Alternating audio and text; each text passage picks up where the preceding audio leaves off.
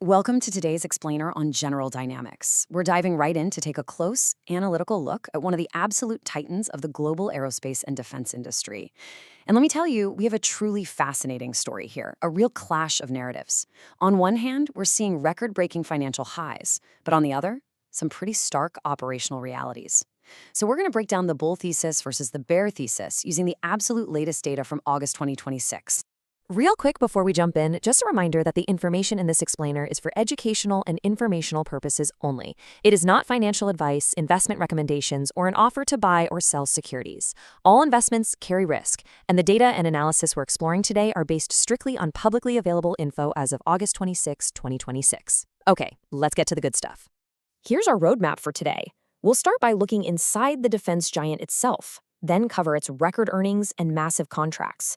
After that, we'll pivot to the ammunition plant failure, review Wall Street targets and valuation, and finally wrap up with the key risks for investors. So let's start with part one, inside the defense giant, a true cornerstone of U.S. defense. $102 billion. Let that sink in for a second. To put that into perspective, that market cap is literally larger than the GDP of a lot of small countries. General Dynamics isn't just a regular company. It's a foundational pillar of global defense infrastructure.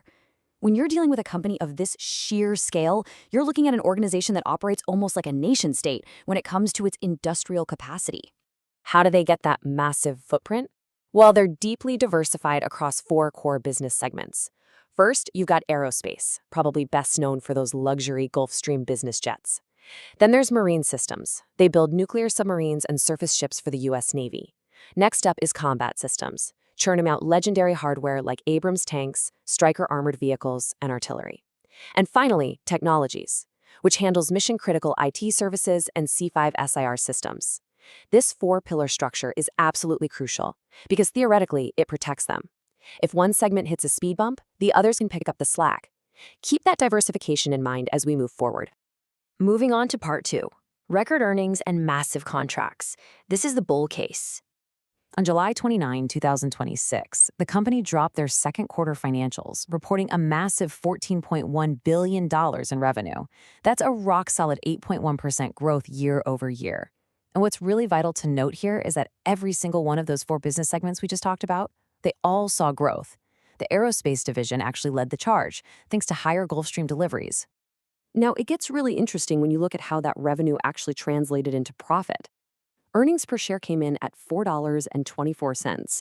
And guys, this wasn't just a slight beat. It completely crushed consensus estimates of $3.95 by 7.3%. It's also a 13.4% jump from the prior year. The momentum was so strong that management went ahead and raised its full year 2026 EPS guidance to a range of $16.80 to $16.90. You know, when management raises guidance like that, it's a huge signal of confidence to the broader market.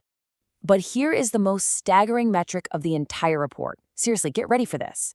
$136.5 billion. That's their total backlog. It's a record high, jumping 32% year over year. Just think about what that means. That is 32% growth in future contracted work. For anyone analyzing this stock, this number gives you massive multi-year revenue visibility. It essentially guarantees that those factories are going to keep humming for years to come. So where is all that backlog coming from? It's being fueled by a relentless string of recent operational wins.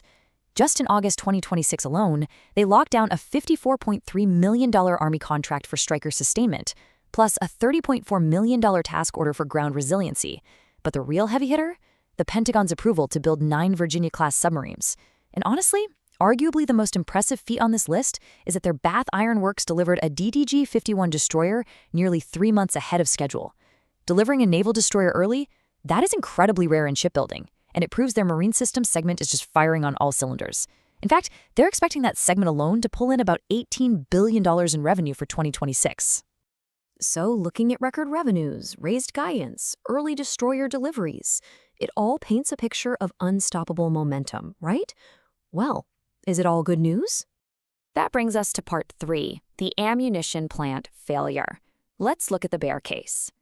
$533 million. That's the amount of U.S. government investment poured into a brand new state-of-the-art facility down in Texas. The goal for this plant was super clear and urgent. rapidly expand the production of 155mm artillery shells, which are, of course, critically needed for Ukraine's war effort.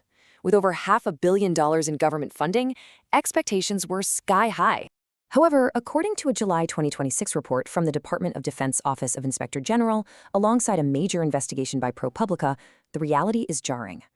As of mid-2026, this state-of-the-art plant has produced 0 usable artillery rounds, not a slightly reduced output, literally 0.